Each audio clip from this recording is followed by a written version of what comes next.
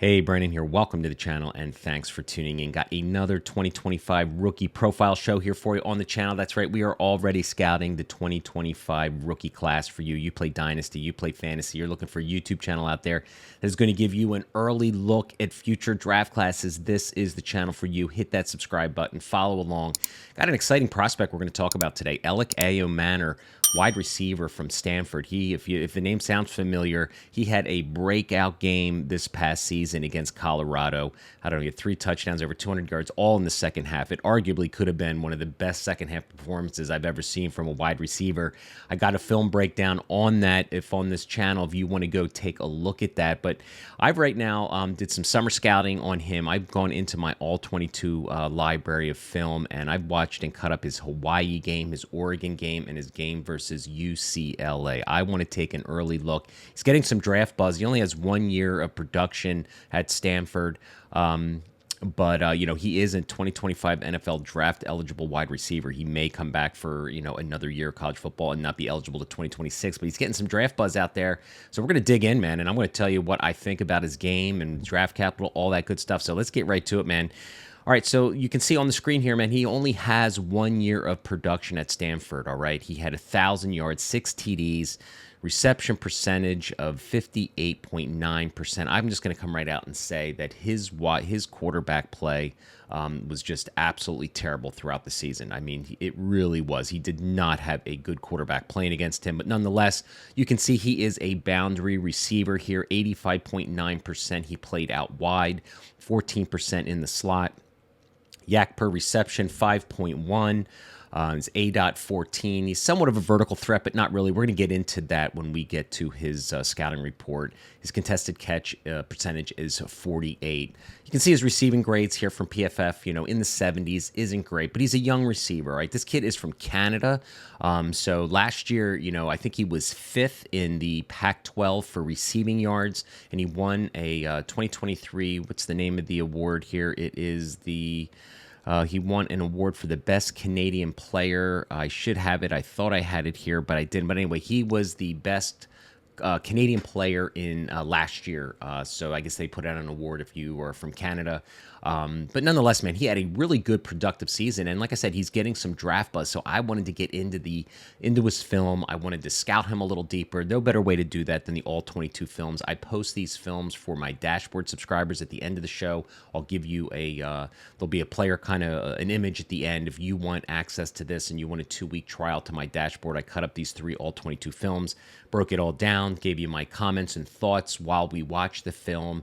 Can't post the all 22 films on this YouTube channel, man. They are all over YouTube channels out there posting this all 22 film, and they almost shut my channel down. So I would love to post them and post my film breakdown on here, but I can't. So this is the next best thing that I can do.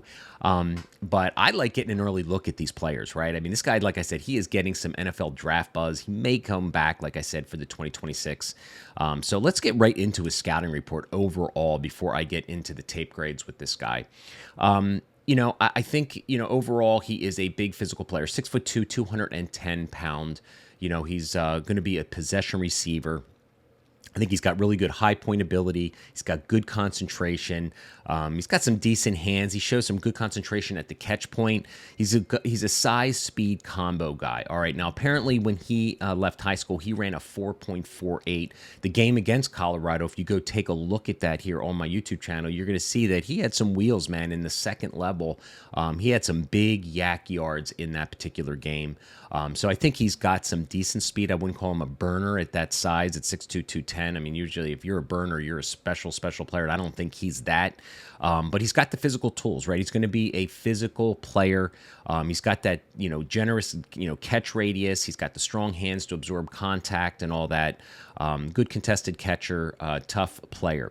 My big concern about really his game when you watch the all-22 film is his lack of route tree, all right? He is an inside slant guy, man. The majority of his receptions last year were all very short to intermediate off the line of scrimmage, Very few plays with him winning vertical, but the inside slant, he's got that route down, and that was his go-to route for the majority of the films that I watched and the plays that I watched, which just is a little concerning because you want to see a guy who was very well-rounded.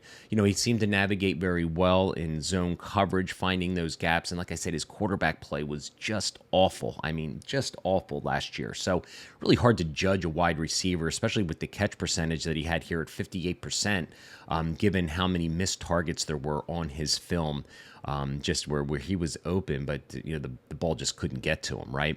So he's not much of a vertical threat, right? There wasn't a lot on film where I saw him going downfield, making big vertical plays. The majority of his yardage came just with, short 15-yard inside slant routes. So it's a little concerning with his limited route tree. I'd like to see for this upcoming 2024 season, I'm going to be keeping a close eye to see if, in fact, he expands his route tree. He's going to need to do that, I think, at the next level. Big physical receiver. So let's get to his tape grades, all right? His release and route running, I gave him a 2.5 because of what I just explained with him. Good inside route, slant route runner.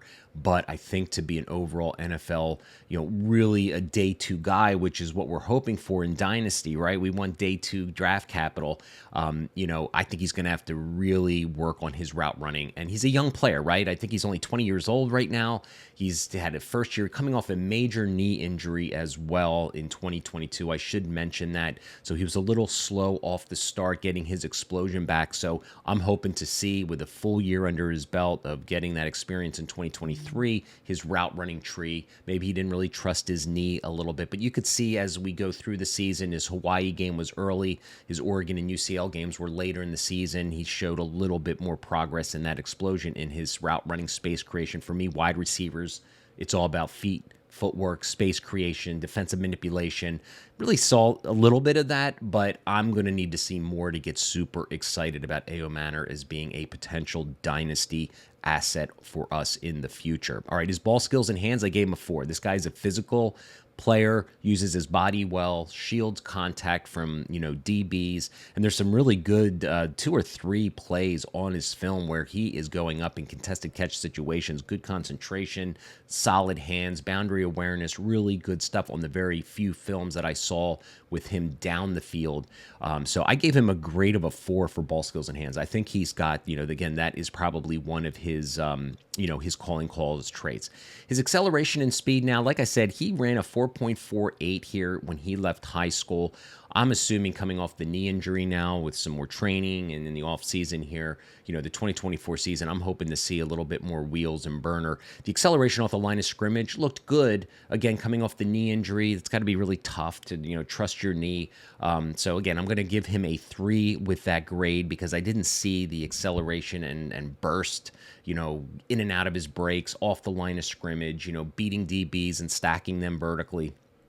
So I'm going to give him a 3 there. Yards after the catch, give him a 3.5. I think he's above average, but he's not going to be a guy that I think is going to, burn people down the field. But when he's got the ball in his hands, I think he's got good navigation in the second level and always looking to set up defenders and make guys miss. So I gave him above average score. These tape grades, by the way, are 1 through 5. They're very plain and basic, but just to give you an idea overall where I have him, in the rankings. Physicality and athleticism, I gave him a 4. I mean, he's an athletic guy, very physical at the catch point, tough to bring down. So, he's got that calling card, right? So I gave him a 4 there. Now, he's like one of these typical, mid-size receivers that go to the NFL, right? That, you would have to bring an elite space creation skill set at 6'2", 210 pounds, I think, to really, really get on the field and be a difference maker. So that's what I'm going to be looking for in my 2024, film. As we got another whole season of college football, and he might come back for the 2025 season, like I said, and might not be, hitting the draft till 2026, but he's getting some buzz out there. All right, and he's He's getting some buzz, so this is what we're looking at it for. All right, let's talk about his draft capital. Let's have some fun. I think right now he would be an early day 3 guy, maybe a late day 2 guy. Is he a top 100 pick in this wide receiver class? Probably not. He's in my top 10. But again, I'm going to need to see some really big, improvements in the quickness and route running tree for, I think, an NFL team to get super excited about his prospects of being a starting wide receiver early in his NFL career. So I gave him an early day 3 grade. That is where I think he is going to be selected. My player comp is kind of Jonathan Mingo, right? He was, I was never super excited about Jonathan Mingo. He was a late producer at Ole Miss, and he really got overdrafted by the Panthers. I never understood. I mean, he was, again, that guy who had some good yak ability, physical receiver, really didn't win vertically, but really was, in the interior part, in between the numbers part of the field, was very dominant because of his physicality, able to shield guys off, and he was a good inside and outside slant runner as well. So it kind of, I thought of Jonathan Mingo as soon as I saw ELIC AYOMANOR, the way he was running around, and I hope he, might get, maybe overdrafted like Jonathan Mingo did. I was never a Mingo fan coming out 2 years ago. I thought he, was really surprised when the Carolina Panthers took him so early.